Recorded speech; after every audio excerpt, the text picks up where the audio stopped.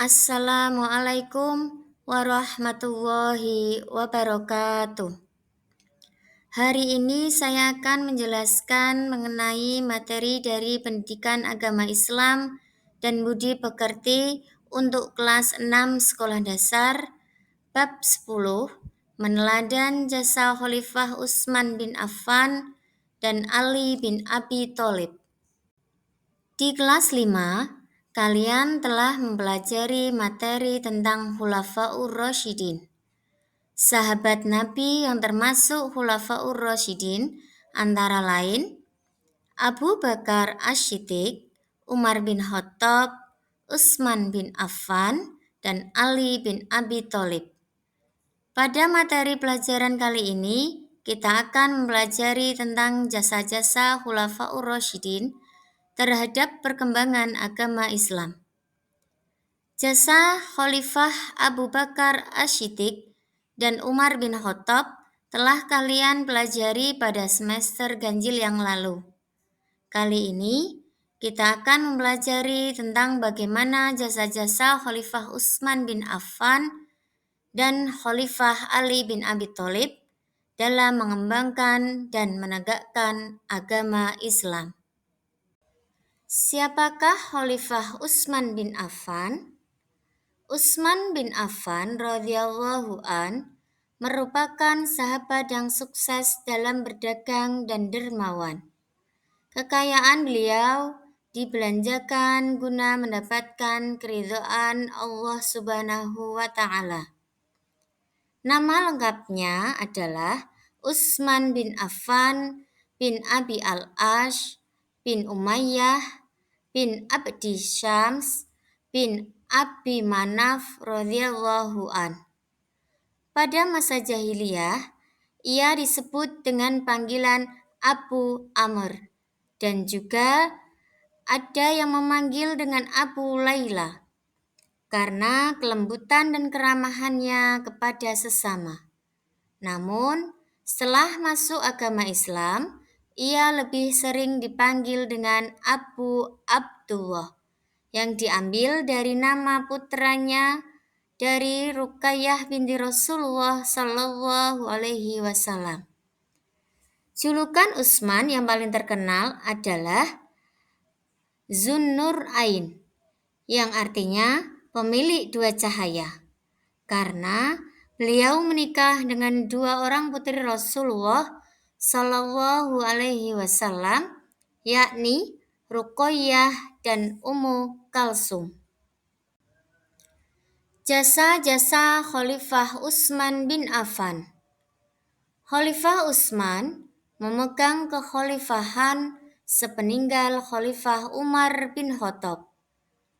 Banyak sekali jasa Khalifah Utsman bin Affan yang telah ditorehkannya dalam dunia Islam. Di antara jasa-jasa tersebut yang kita rasakan hingga saat ini adalah yang pertama, menyempurnakan Masjid Nabawi di Madinah yang dibangun oleh Khalifah Umar bin Khattab.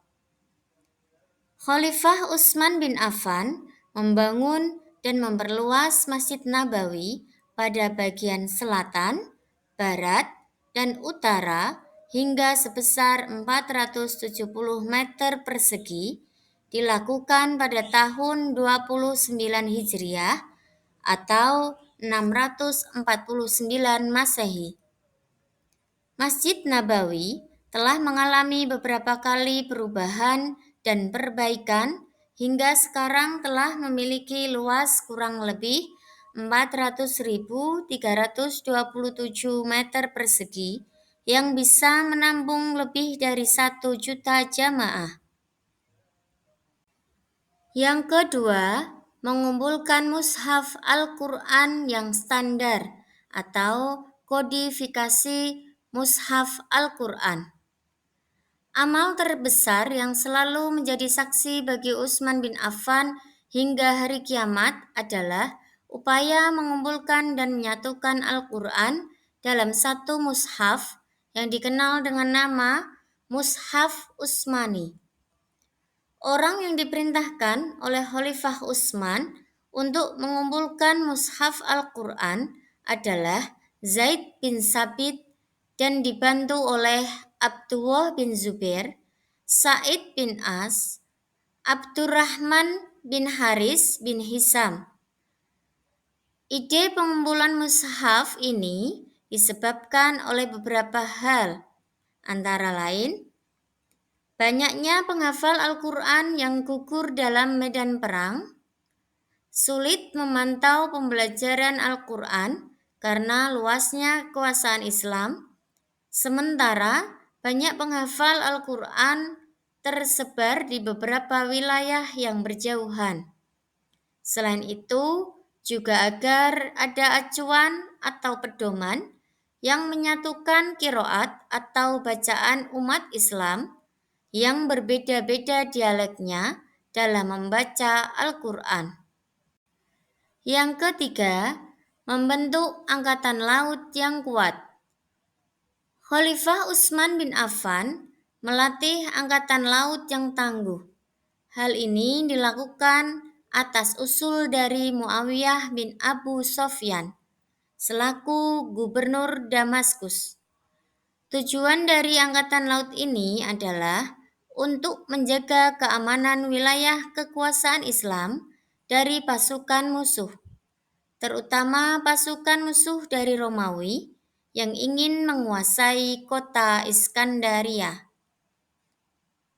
Yang keempat, memperluas wilayah kekuasaan Islam. Pada zaman Khalifah Utsman bin Affan, luas kekuasaan wilayah Islam semakin bertambah. Di antara wilayah kekuasaan tersebut antara lain Armenia, Afrika, Azerbaijan, dan Kepulauan Siprus. Kaum muslimin yang berdakwah di Armenia dipimpin oleh Salman bin Robiah, sedangkan ke Afrika atau Tunisia, Tripoli, sekarang Libya, dipimpin oleh Abdullah bin Sa'ad. Walid bin Uqbah memimpin dakwah ke wilayah Azerbaijan. Perluasan wilayah kekuasaan Islam di Kepulauan Siprus dipimpin oleh Muawiyah bin Abu Sofyan yang kemudian merambah hingga ke Konstantinopel, Turki, serta negeri Balkan atau Yugoslavia dan Polandia. Selanjutnya, kita akan belajar mengenai siapakah Khalifah Ali bin Abi Thalib dan juga jasa-jasa dari Khalifah Ali bin Abi Thalib.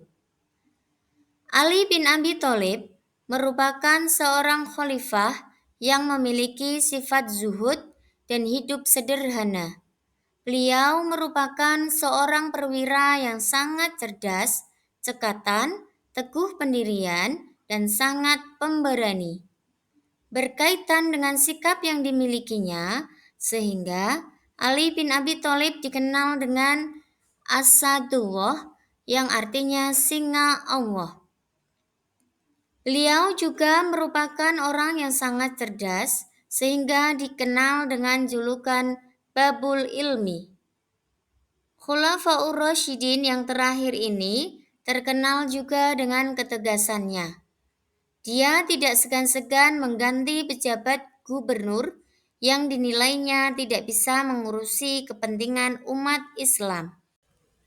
Jasa-jasa Khalifah Ali bin Abi Thalib. Banyak sekali jasa yang pernah ditorehkan oleh Khalifah Ali bin Abi Thalib terhadap kemajuan dan perkembangan dunia Islam. Di antaranya yang pertama, menata administrasi negara dan mengganti beberapa orang pejabat yang dilantik oleh khalifah sebelumnya, yakni Utsman bin Affan. Ali bin Abi Thalib ketika menjadi khalifah tidak segan-segan mengganti beberapa orang gubernur yang diangkat oleh khalifah sebelumnya. Hal ini beliau lakukan karena mereka diangkat semata-mata hubungan kekerabatan, bukan atas kemampuan. Yang kedua, menarik kembali tanah milik negara dan harta Baitul Mal. Ali bin Abi Thalib juga melakukan pembenahan di bidang ekonomi.